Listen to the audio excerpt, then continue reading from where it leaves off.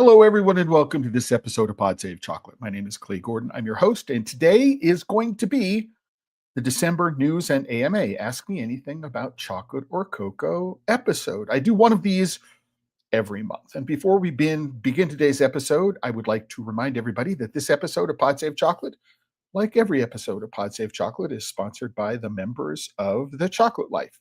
This is the homepage of the Chocolate Life. You can go there now. And you can use this QR code, which is up on the screen, on your phone, so you can watch on your computer and you can follow on your phone and follow along. So you don't need to worry about getting any of the URLs or anything. You can from the screen, you can go and just get them from the site at any point in the future. And I also want to point out that you can click on the join button and you can become a member of the Chocolate Life. There's always a free membership, and for as little as $5 a month, you can support the work that we do here. If you pay on an annual plan and you pick one of the higher subscription levels, it comes with coaching and consulting hours. Between 1 and 3 hours is a part of your plan. And then finally, before we begin today, I'd like to remind everybody that you can go to the comments. You can go to the live chat on YouTube, or you can go to the comments on LinkedIn or Facebook, and you can just give me a shout out. Let me know where in the world you're connecting from, or you can comment or question about anything that I point out during the episode. So all that out of the way. Let's begin with what's going on. So I start off all of my news and AMA episodes, with taking a look at what's going on with the prices of cocoa. And what I want to do, let's make this a little bit larger. So if we think about what's happened in the couple of weeks since the last episode of the news and AMA episode, what we've seen is it looks like the cost of cocoa has settled in to a narrow range of somewhere over $5,000 a metric ton, between $5,500, $5,300 a metric ton. And it looks like, because the 53.81, the bottom price here, is for September of 27, it looks like we've settled into a fairly long-term pricing niche. Will the price go down below that? It's hard to know. Will the price go up? Hard to know that. We want to take a look at some other news and factors. So it says cocoa prices are moving lower today as favorable weather forecasts in West Africa should improve cocoa yields and boost supplies.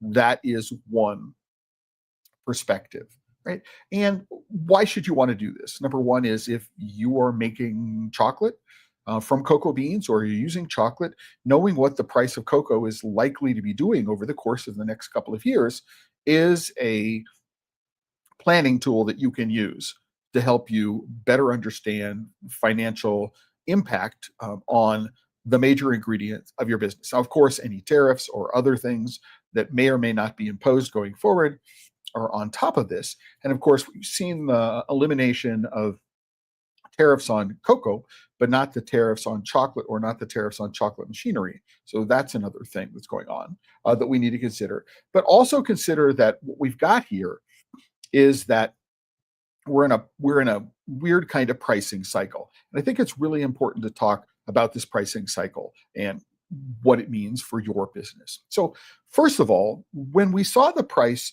of cocoa rise to $12,000 a metric ton, one of the things we noticed is that the price of everything went up right away. Even though big manufacturers might have had weeks or months of inventory, the price to the end consumer, the price to the end buyer, went up very, very quickly, right? Even though they're working through cocoa and inventory that they had purchased months before and would have been less expensive. Now, to some extent, those inventories were a little lower this cycle, like in late 23, early 24, because of uncertainty around the EUDR was changing buying pattern. And that's one of the reasons why the price escalated when the news of short harvest came on, is because everybody had gone, oh my gosh, we're gonna delay our purchases as long as we possibly can. And then all of a sudden they're in a short bind and everybody is buying at the same time, which is pushing the prices up. But what we're seeing now is the other side of that cycle.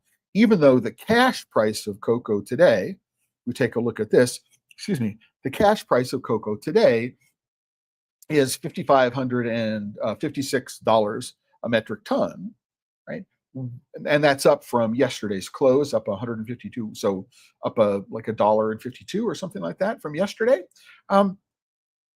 What that means is that we're seeing the continued relatively high prices. What we're doing is we're seeing is that makers, big manufacturers, big industrial producers are working through stocks that they purchased at much higher prices. And so while the prices went up very quickly, the prices are not going to go down as quickly, even though they're purchasing cocoa today at $5,500 a metric ton, or they're buying cocoa for March of 2026 for about the same price.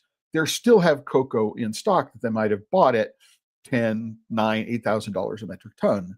And they're going to continue to keep the prices up as high as they can for as long as they possibly can. And we may not see the price of finished chocolate actually ever come down from these record highs, even though the cost of cocoa is going down. So just, unfortunately, that's one of the way the market works, and you need to be careful about that. And notice that this particular source is that cocoa prices are moving lower today. If we go away from barchart.com and go to Trading Economics, what we're saying is cocoa futures traded near $5,400 a ton, right? Admit a weakening supply outlook. So on November 28th, the International Cocoa Organization, ICO, cut its global surplus estimate to $49,000 from $142,000 metric tons, and lowered its global cocoa production estimate down from 4.84 to 4.69 million metric tons. And so this may be from another source. This may be a reason why the price of cocoa is not going to be softening. But why should you be doing this? If you are a chocolate maker or somebody who's using chocolate, you want to know what the price of your material, the price of your raw ingredient is going to be. And you should make a habit of it. Once a week on Monday or on Friday, or at some point, you just have a little tickler in your file that says, go and look at the price of cocoa. And I've given you a couple of links that you can do. Even if you're not trading, right? What this does is it sets expectations for what the market thinks the price of cocoa is going to be over the long term. And keeping on track of it, just a quick look on a regular basis to let you know what it is that's going on is a really, really useful thing. And that's why I'm doing it here. We checked in a couple of weeks ago, the prices haven't changed. If we checked in 6 months ago, the prices have changed pretty dramatically in terms of what the market is thinking. And what you'll notice, and if you read the fine print below, you've got at least 2 or 3 different interpretations for what the market news means. And you should be aware of those factors. So it's really, really important, even if you're not trading cocoa, to go and understand what the market figures are, because it has an impact on your business. So just wanted to get there. The breaking news for today, and let's make this a little bigger. The breaking news for today, is that there is some stuff going on with the EUDR. And here is an article from Cocoa Radar. If you're not subscribed, you can subscribe for here. I am subscribed, and I can read the entire article. And so Tony Myers has done a really, really good job with Cocoa Radar. He probably gets more news from more people than anyone else. And if you're just interested in a quick read on a more or less daily basis about what's going on, this is probably one of the best newsletters that you're going to find. It's probably going to be one of the best newsletters you can find. Let's just put it that way. And so he covers what's going on with the EUDR. And I'm not logged in, so I'm not going to go through here. But what I want to do is I want to point out some really, really important things about what's going on. So the first one of which is that there are discussions, right, within the EU about whether or not they are going to delay the implementation of the EUDR for one more year, right? And what's really important to understand is that if discussions are not finished by mid-December, so these ongoing discussions, if they're not finished by mid-December, then the original dates will apply for medium-large companies on the 30th of December 25. A medium-large company, it's something like over 250 million in sales. So if you're a small chocolate maker, it's not gonna have a real impact on you immediately. And then micro and small on the 30th of June. Those are the original dates, right? And there are some discussions about delaying them, as well as making some changes to the reporting standards. And the reporting standards has to do with just being pragmatic. Right now, there is a requirement that like everybody be able to report, or that everybody report. And what they want to do is they want to streamline the downstream obligations as a shift from everyone files towards a single importer first anchor. What this is going to do is it's going to reduce a lot of redundant information. And yes, redundant information. Right now, it's not clear that the IT systems that are set in place, not just at the EU level, but at the EU member state level, are going to be able to handle just a huge amount of data, tens of thousands, if not hundreds of thousands or more data points regarding GPS coordinates of farms, right? That might be in a single container of cocoa or a shipment of cocoa. Just a huge amount of data, and everybody has to supply that data, even if only a very small percentage of companies are ever going to be audited. So that's what we're looking at is that we're looking over the course of the next 2 weeks or so, whether or not the EUDR is going to delay again, and whether or not they're going to be streamlining the regulations. If those if those discussions fall apart, if there are no changes which are determined to going to happen by mid-December, then the implementation schedule is going to remain as it was.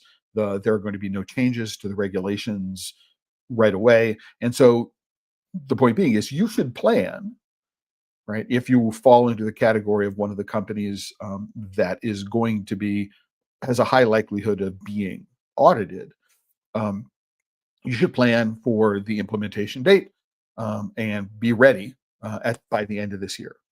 So at least for the next couple of weeks, but you should continue your planning for the next couple of weeks, assuming that this is going to happen according to the original schedule. All of that is putting pricing pressure on things. Uncertainty leads to volatility, and that uncertainty is bad for everybody, except for people who properly speculate on where the price of cocoa is doing.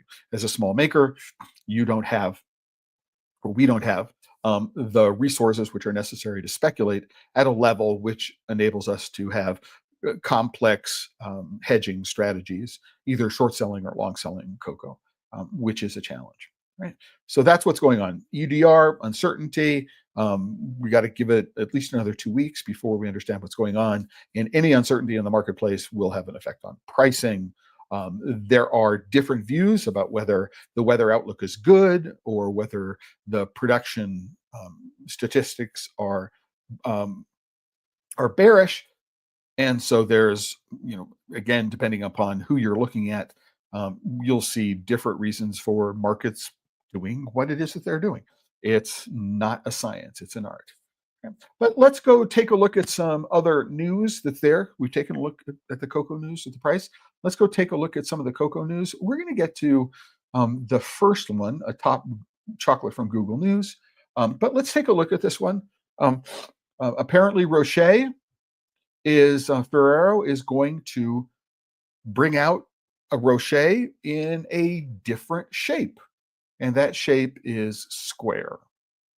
Now, I don't know why they're doing this.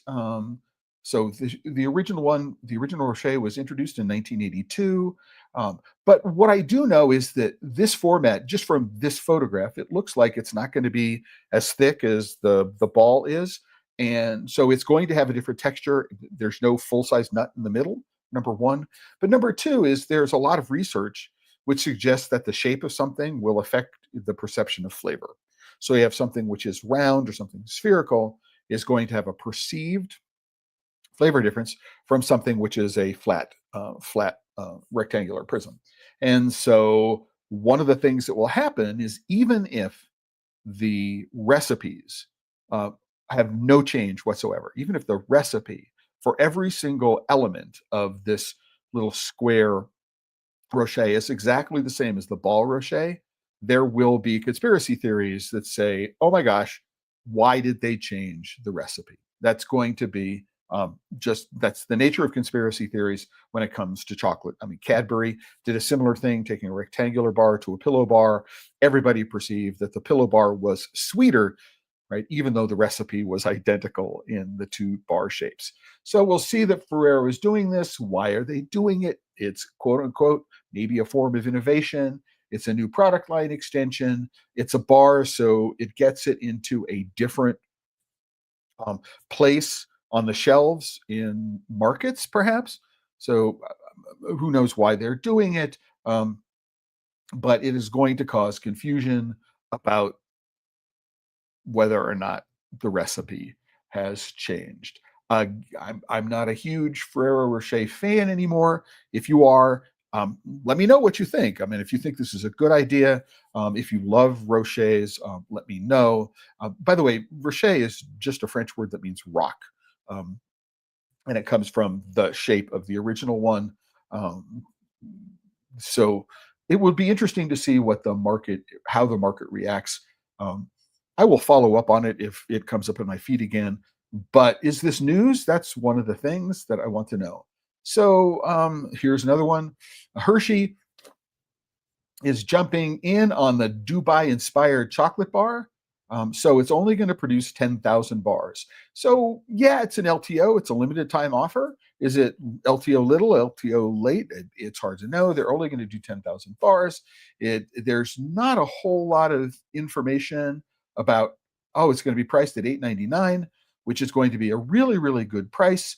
And people will find them at in person at locations like Hershey's Chocolate World in Times Square in New York City, and in Philadelphia and Chicago, only while supplies last. So I'm guessing that what you're going to do is you're going to see them on eBay for $30, $40, $50 a piece within a very limited in a very, very short time frame. I can imagine buying one for $8.99, trying to sell it for 25 or 30 bucks. By the way, it's going to be starting for sale on Thursday.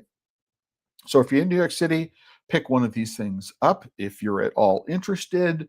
And I like the idea, as they say, it's Dubai inspired. There's no indication in the story about what the packaging is going to look like. So we do need to go that. But I do want to make one observation about this. And because I just came back from the Midwest Chocolate Festival, had a chance to talk with some people about this, is that I did during the Midwest Craft Chocolate Festival do a tasting event for one of the sponsor groups, and somebody had purchased a raft of the Dubai bars that produced by Lindt, and the Dubai bars produced by Lindt are very thin, right? And so the filling is also very, very thin. And one of the things that I think really does attract people to this bar, I think that's one of the things that really, really got people interested in this bar, was that the originals are quite thick. I mean, well over a centimeter, and could be quite a bit thicker than that. And so the filling, when you open it up, it's actually quite generous. And the shell of the chocolate is one texture, but what you're really getting is the texture of the pistachio and tahini paste with the crunch of the phyllo elements in it. And when you have a very, very thin bar, you lose all of that textural element, which I think is the key to the public perception of this bar. Opening it and it's green inside. Why should is it spoiled? Is it rotten? It's like green. Who's got green? But then there is this really wonderful textural component because of the thickness of it. And that's completely missing from the Lindt bar. I was not impressed whatsoever. It was sweeter than I thought it should be. And I'm kind of wondering, which Hershey chocolate they're going to use. If they're going to use the regular dairy milk, or the regular milk, not dairy milk, but if it's a regular milk chocolate flavor, is it going to have the traditional sort of butyric acid flavor associated with it?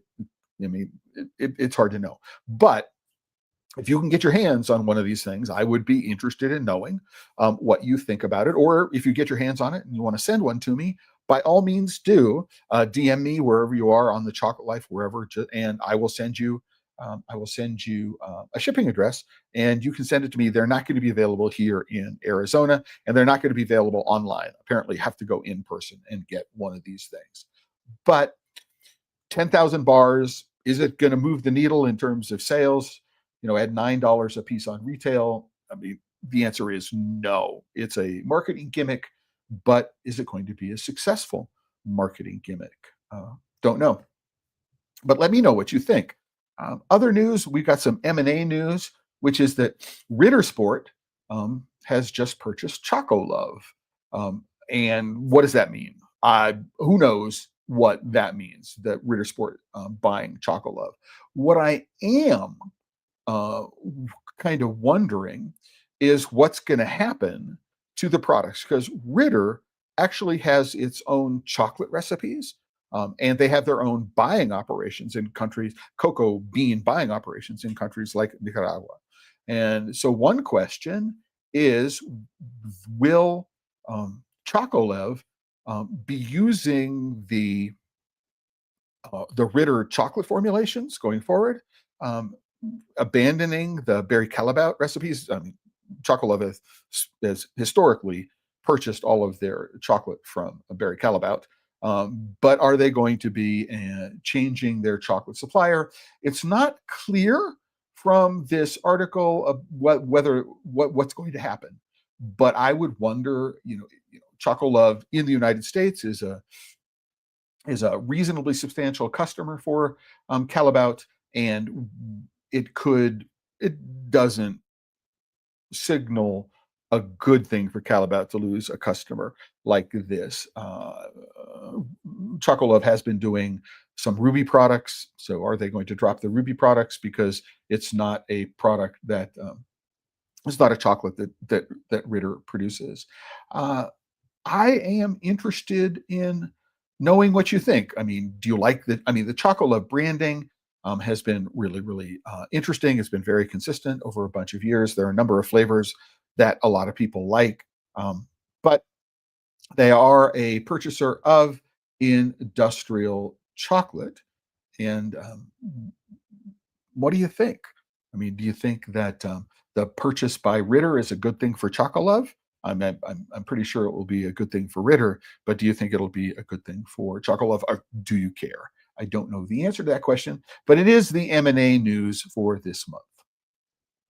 All right, so let's talk about hot chocolate, because we're in the hot chocolate season.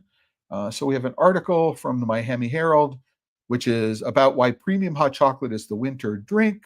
And what I've got here is an ad blocker, and it's going to allow me to see the article, which is what it allowed me to do yesterday. So if you don't have an ad block, I can't turn it off in the middle of an episode. I don't know why it allowed me to see it, but why premium hot chocolate is the winter drink Americans can't get enough. We're entering into hot chocolate season. I'm going to be going and taking a look at some other articles about hot chocolate. So we have the schedule for CHOCOA in Amsterdam in February. So you can go and take a look at the full daily schedule for CHOCOA. I'm hoping to be there this year. I'm not certain that I will be, but I'm hoping that I will be there. You can go take a look at this. And because it was just funny, dates are going viral.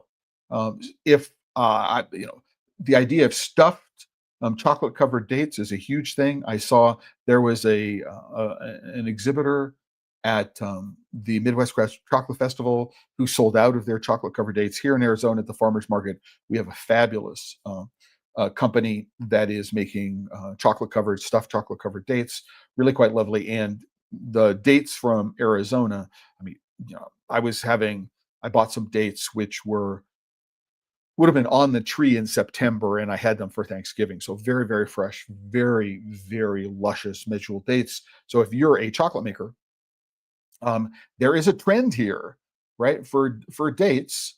And one of the things you may want to think about is there a version of Dubai style chocolate which is date focused, and not just pistachio focused? And I think there is. You might want to think about that. I mean, it's a wonderful flavor. It is easily complemented by flavors in chocolate, and they are relatively inexpensive when you get them at wholesale, and they can be sourced in California, from companies in California and in Arizona and other parts of the United States, so that you don't have import tariffs on any of them. Go dates, love them. If you're a chocolate maker, you're a confectioner, you're not doing something with dates, you should consider some use of date paste, some use of date syrup, some use of date sugar, or all of them in a product. All right. And let me know if you do make them, send them to me, and I will be happy to rate and review them for you. Let's jump here. I do have a comment from Juan Gonzalez. Juan, people may know Juan through the Mexican Arabica Bean Company up in Canada. And Juan says he just come back from Colombia, and on duty free in the airport in Mexico City and Bogota was selling this kind of bar at $10 each, made by the Lindt brand. What I tasted was disgusting. So we're talking about the Dubai inspired brand. So Juan, thank you very much for this. Yeah, absolutely. I was always skeptical that anything that Lindt is going to do in this way, if they were going to produce it in their regular bar format, was going to be disappointing. Right? Again, I think the thing that people don't really get when they do bars, so thin bars, right, is that it is this just textural component, right, of being able to bite down, which is what a lot of the appealing aspect of eating the bar. And when you try to make it really thin, you might be getting some of the flavor component, but you're not really getting the textural component. And Juan, I agree with you. It was disappointing. I didn't think that any of the elements really came through.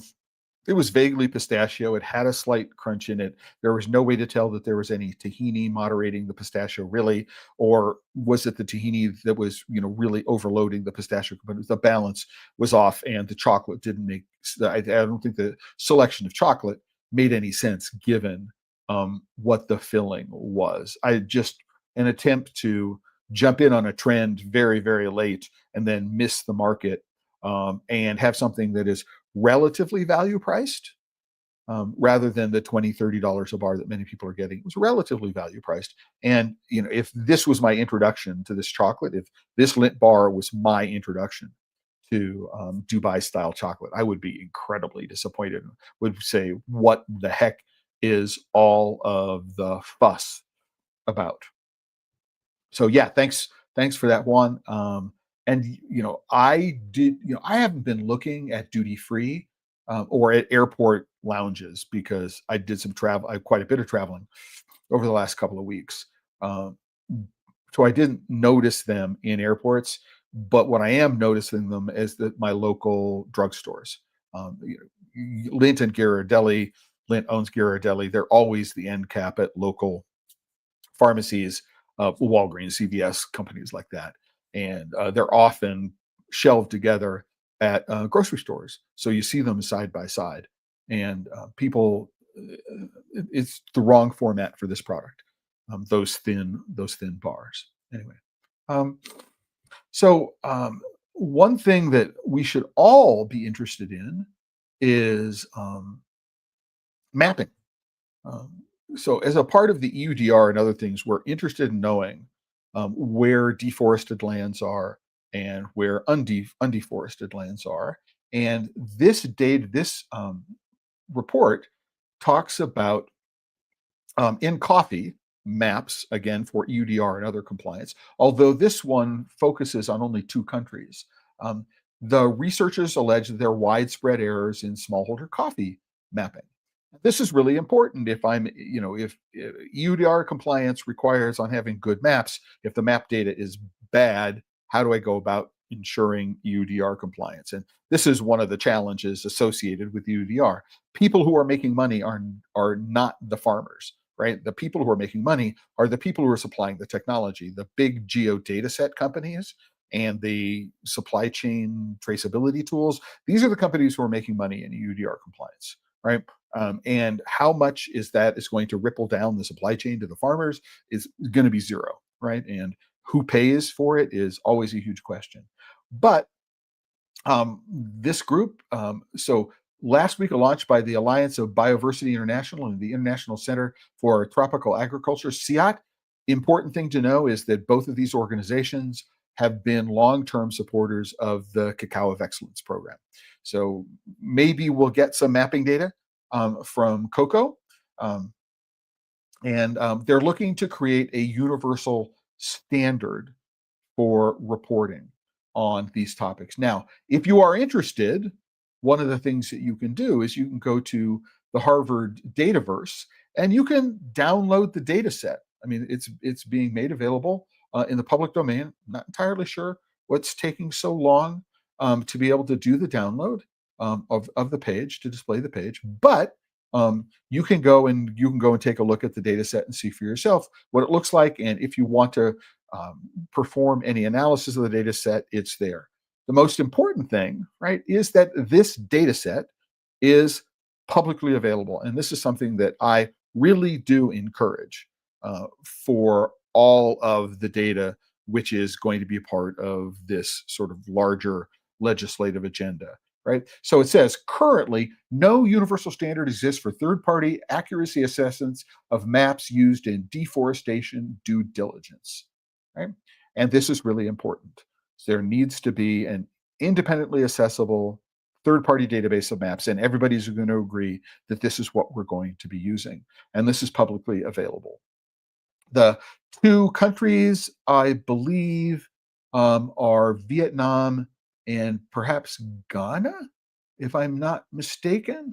But the groups point to the EU's main reference map for the regulation published this year, saying it misclassifies more than half of coffee production in Colombia, China, Guatemala, and Mexico as forest, which is hugely problematic for the future of EUDR implementation. So if you're interested at all, you can go to take a look at this article, learn more about it, and you can go link through to the Harvard Data Verse website and download the data set. Now, also on the Harvard database is KIT, which is the Royal Tropical Institute in the Netherlands. They're demystifying the cocoa sector in Ghana and Cote d'Ivoire. That data set is also available on the Harvard Dataverse website, along with some really, really sophisticated data visualization tools. So if you're interested in those types of things, you can do that.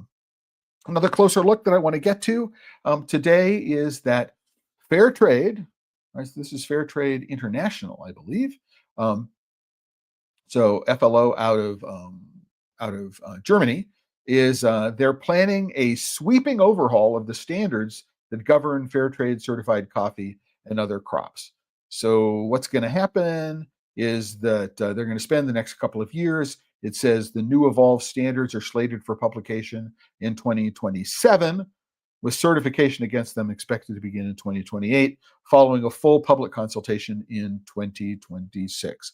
Unfortunately, there's no mention here in the article about what aspects of the current standards they're going to be looking at, or if they're just going to be looking at anything. But I did pull out of this article a bunch of interesting statistics, which should give you an idea about the sort of efficacy of fair trade and what it's actually delivering to farmers in terms of monetary compensation. So it says in this block, there is a there is a quote which I pulled from the article I just linked to, which says that producer organizations, this is 2023, producer organizations harvested about 578,000 metric tons of fair trade coffee in 2023, with nearly 775,000 coffee farmers in the system. So it's not clear if, so we can say 578,000 metric tons from 775,000 farmers. So I'm taking what they're reporting at face value. So it says approximately half of that volume was organic, also organic certified, and producer cooperatives took in about $95.4 million in fair trade premiums. What does that mean? What does that mean? So 578,000 metric tons from 775,000 farmers is an average of about 750 kilograms per farmer. So we have 775,000 farmers, and each of them is producing about 3/4 of a metric ton, 750 kilos per farm. And that 750 kilos is what is eligible to be paid the fair trade premium. So number one, the 95.4 million in premiums spread across 775,000 farmers is an average premium payment of about $123 per farmer in 2023. So I did all the work to produce 750 kilograms of fair trade certified coffee, and at most it was worth $10 a month in terms of the premiums. That's what the farmer return was, assuming, and again, this is just an average, right? Or about $165 per metric ton. And $165, which I think that the fair trade premium is over $200 a metric ton. And so this number is going to be lost in the mathematics of who is being reported and what is being reported about. But all the work to produce fair trade certified coffee is worth about $10 a month per farmer. And that's per farming family, right? So if I'm a coffee farmer doing fair trade and I've got, a wife and 3 children, so that's 5 people, that's $2 per person per month in my family in terms of what fair trade coffee brings to me. So most important, elsewhere in the article, it points out that only part of the certified volume is sold with the fair trade minimum price and premium attached. Right? So this is something I've been pointing out, and I think it is one of the things that turns fair trade into economic imperialism, is that farmers and cooperatives, not farmers, but cooperatives and estate holders pay for the cost of certification, and the fees associated with certification and the costs associated with certification are paid for, right, at the cooperative level or by some NGO or somebody who's footing the bill, right? But what it means is that the licensing organizations get their money, right, from FlowCert and FLO, they get their money. But the farmers or cooperatives have to recoup their investment in certification by selling the product as fair trade certified. They don't get the benefits of fair trade pricing or fair trade premiums if they don't sell the cocoa as fair trade certified. And what it says, the 2025 report noted that certified cooperatives sold on average just 35% of their coffee on fair trade terms in 2023. This is where these numbers become really difficult, because that 578,000 metric tons, right? The premiums were only paid on roughly 1/3 of that, which means we should triple this, right? In some respects, for some of the farmers. So 1/3 of the farmers earned a lot, right? More than this, and the other 2/3 of the farmers did not. And that disparity is one of the things that's missing in the numbers here, and one of the challenges I have with the way fair trade does all of their reporting. This kind of analysis is lost in the detail. And I think it's really important in terms of understanding how much value is being delivered by fair trade certifications, Rainforest Alliance, other social certifications. When it comes to this, how much value is we don't just have the average, but we have the min and the max Or where is that? And where is the median? We don't know what it is. And I think that's a real mistake because it would help us understand um, what the value is. I would like to know, what the licensing fees were compared with the premiums. Right? That would be an interesting thing to understand as well. And it's not; these are not details. These are not aspects of the whole fair trade social certification ecosystem that's easy to find out. These organizations do not make finding out that information easy. And I think that transparent reporting of these numbers should be number one. They're requiring everybody else to report about what they're doing financially, but the organization itself is not required, doesn't hold itself to the same standards that it holds the people who want to be certified to. I think that's a mistake. And it's one thing that you should look at about any group that says we're doing X and Y and Z is, are they holding themselves to the same reporting standards that they're holding the people who are part of their group? And in this particular case, it's impossible to know. I mean, this $123 per farmer is an average, right? But it doesn't, we don't know what the min is, we don't know what the max is, and we don't know what the median is. So how many people are, above this 50% number and below this 50% number? It would be really, really helpful to understand what that is. If anybody has that information, please let me know. I would love to be able to take a look at it, or has figures into which we can do some analysis and understand what that's going on. Would be interested in knowing. And then finally, we're going to go and take a look at lots of articles. Oh, let's go do this. I said we were going to look at top chocolate news from Google News Today. This is a new one from a couple of hours ago. The cost of cheap sweetness. Chocolate still depends on child labor. This is from EU Politics. I haven't read this story, but this is just news.google.com, and I'm searching just on the word chocolate, right? And I'm coming up with some things. Again, if you're in the world of chocolate and cocoa, you want to keep on top of some of the things that are going on. This is an interesting source. So here's where I got the Dubai style chocolate. What in terms of the Dubai style chocolate article. And you'll find other things that are here. But I'm interested. The cost of cheap sweetness. Chocolate still depends on child labor. From Politico. Let's just agree.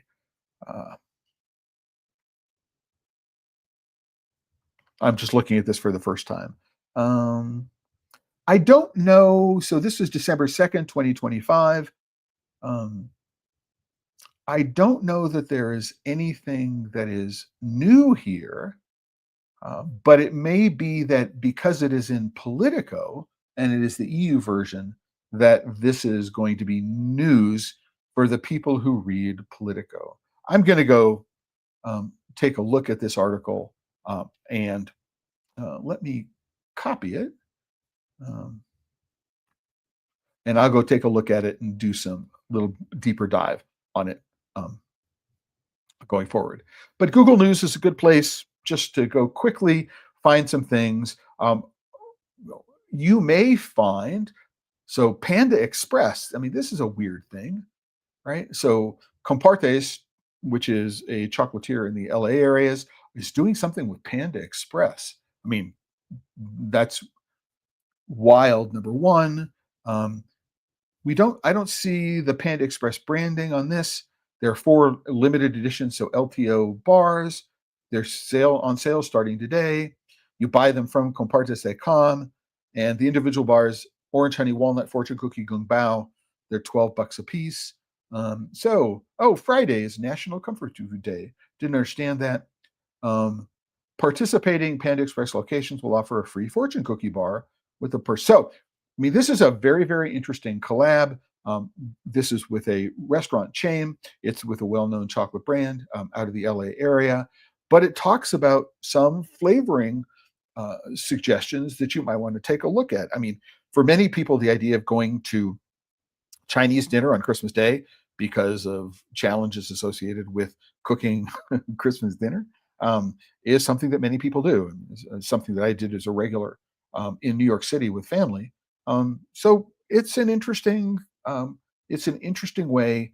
So going through and looking at news like this is an interesting way to come up with ideas for seasonal flavors or even limited time offers or things that you might want to introduce that you might not think of, right? And so spending, again, an hour once a week to go through the last week's news, really good way, really good exercise if what you want to do is you want to expand your ideas, understand what other people are doing and saying, that's something I could do. And it makes sense. And maybe there's a collaboration partner, which is in my local community that I might be able to connect with to be able to do that. So let's scroll down.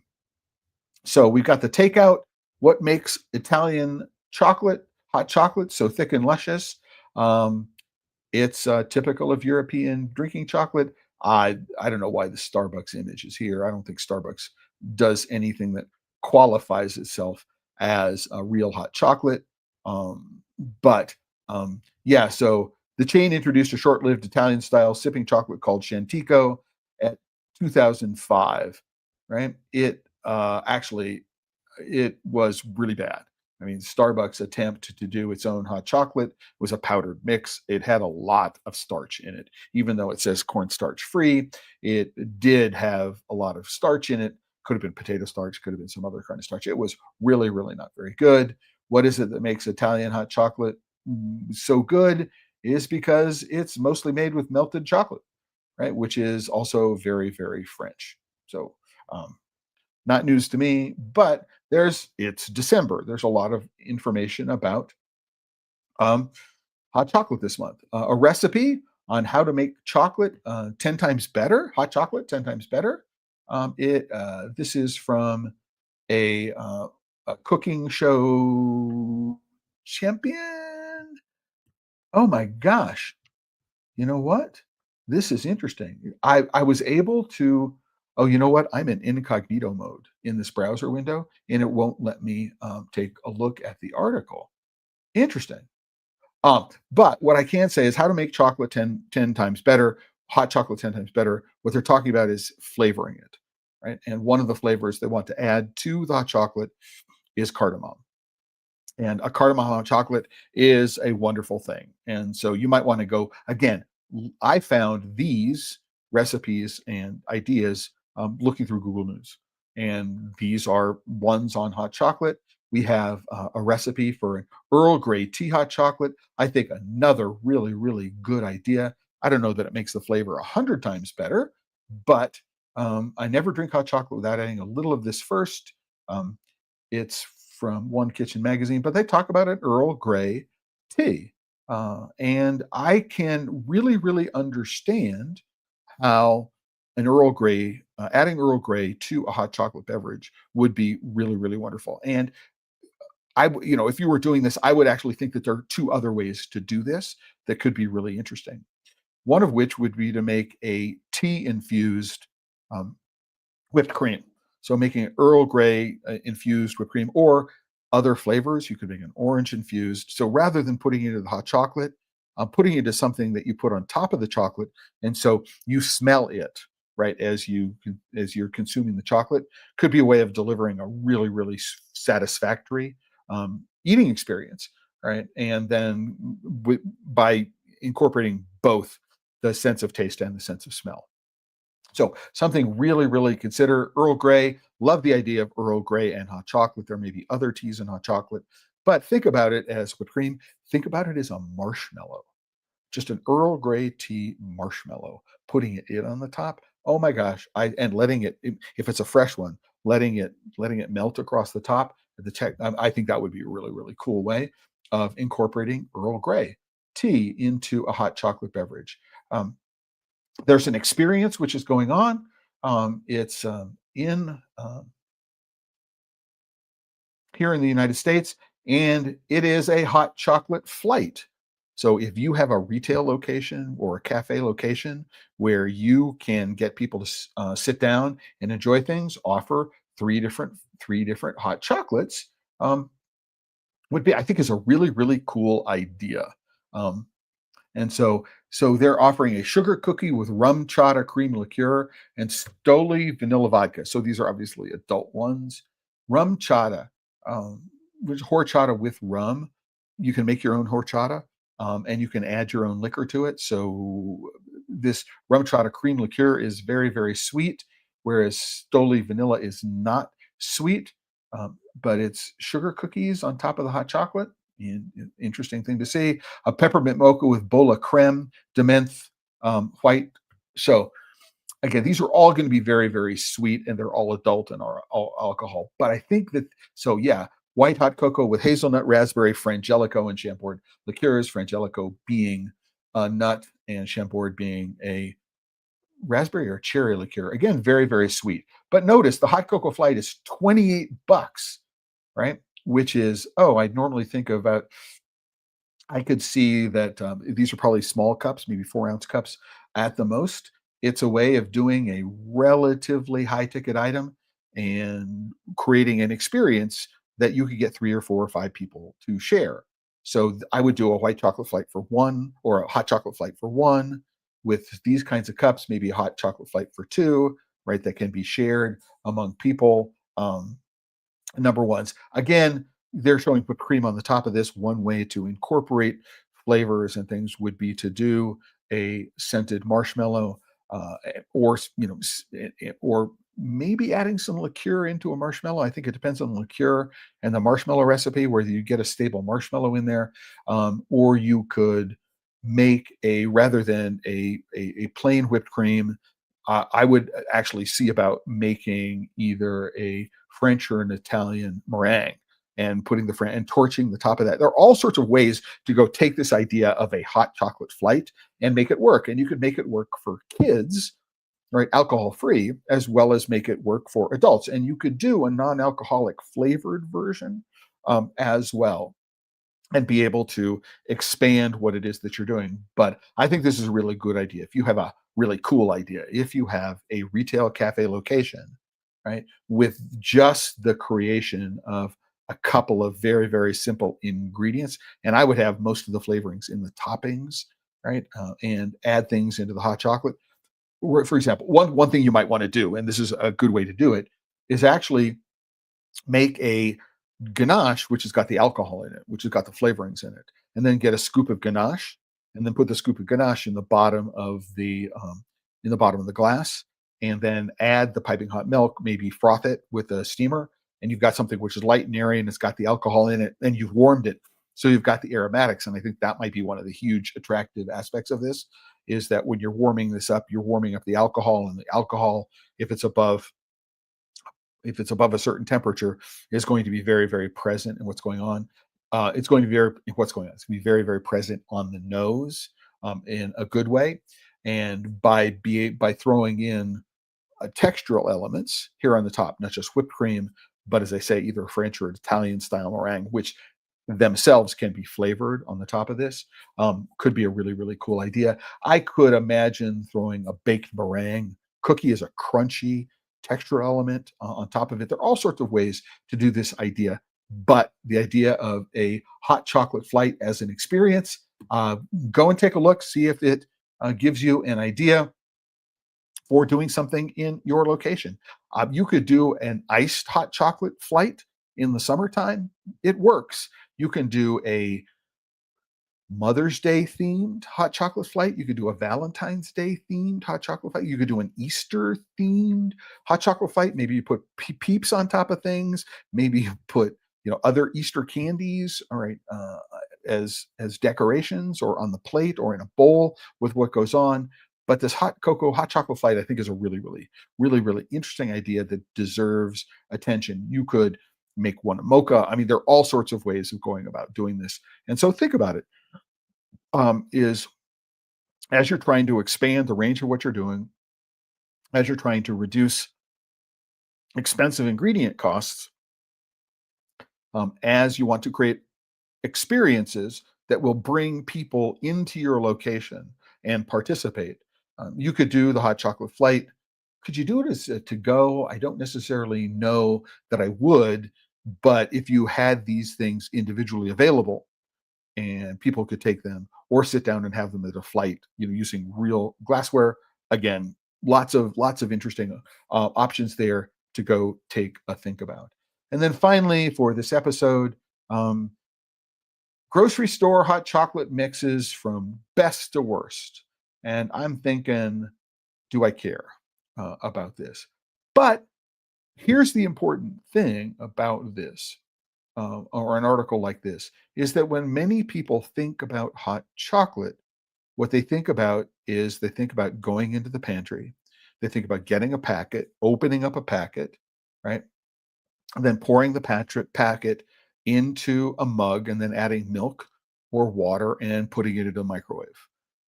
If they want to get a little bit more, uh, sophisticated, they might have a spoon, which has got some chocolate on it, and they're melting the spoon because who doesn't like licking warm chocolate, partially melted chocolate off a spoon? Now, this is recent; it's a couple of weeks ago. Um, Take this with a grain of salt. I have no idea who Sam Scott is. They don't spend a whole lot of time thinking about. So, based on my experience trying, this is a sample of one. So, this is what Ryan talks about. But he goes through a list of 14 of supermarket variety hot chocolates ranked from best to worst. If you are doing a hot chocolate for your location, if you want to make hot chocolate, it makes sense to sort of think, oh, this is what people are getting when they go to the store. I need to create an experience which is at least this good. So go and invest in each one of these, find out which one you like the best, right? And then go set out to make something which is better than that, right?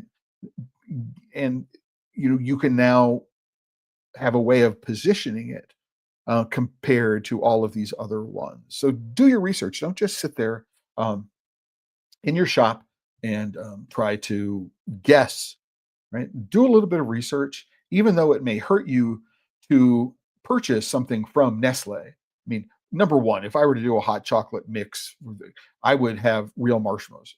The mini marshmallows in these things, I mean, it may be, as this says, a bona fide classic, but I grew out of this when I was 10. You might want to go and consider this, but going and saying, oh, do I agree that the Sprouts organic milk chocolate flavored hot cocoa mix is the best? That represents a benchmark for you.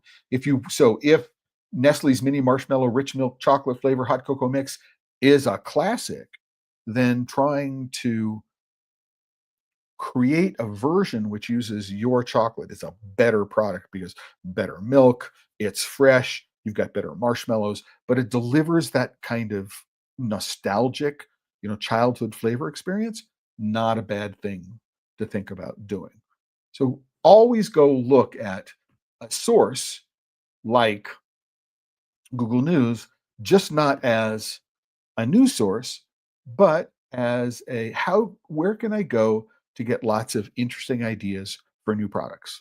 And so once a week, once a month, just sit down. I mean, I would recommend doing it once a week. Just put it on your schedule, half an hour, going, taking a look through news. Oh, are there any cool product ideas that I might be able to get at that limited time offer, something which is seasonal, something somebody else is doing, something that I might think that I want to avoid? This is a way of going and using a news source like Google News to give yourself just some real quick insights into what goes on, what's going on in the world. And it turns out that going to Google News and doing this manually is actually a little easier than setting up Google News alerts. I mean, the Google News alerts are less focused, I found. Right. So if you type in cocoa, you're going to get something from Cocoa Beach, Florida. If you do chocolate, you don't want articles about chocolate colored Labrador retrievers. It's the nature of search engines. But that's it. That's it for today's episode of PodSafe Chocolate. It is the December 2025 News and AMA episode. I'm going to end this by mentioning that this episode of PodSafe Chocolate is sponsored, as every episode of PodSafe Chocolate is, by the members of the Chocolate Life. If you're not a member, you can click the join button, and there's always a free membership, but for as little as $5 a month, you can support the work that we do here. It keeps not only pays for the cost of software and other products that I use to produce these episodes, but it also keeps the chocolatelife.com up and running, right? And if you do join on an annual basis at the Team TCL leader level and above, there are 3 levels. The do comes with included coaching and consulting. And if you'd like, we can arrange to set it up as a gift for the chocolate fan in your family for this coming year. And with that, I want to say thanks everybody for being here with me today. And to close, as I always do, by saying, if you're working with chocolate and you're not having fun, you're doing it wrong. Until the next time, everyone, ciao.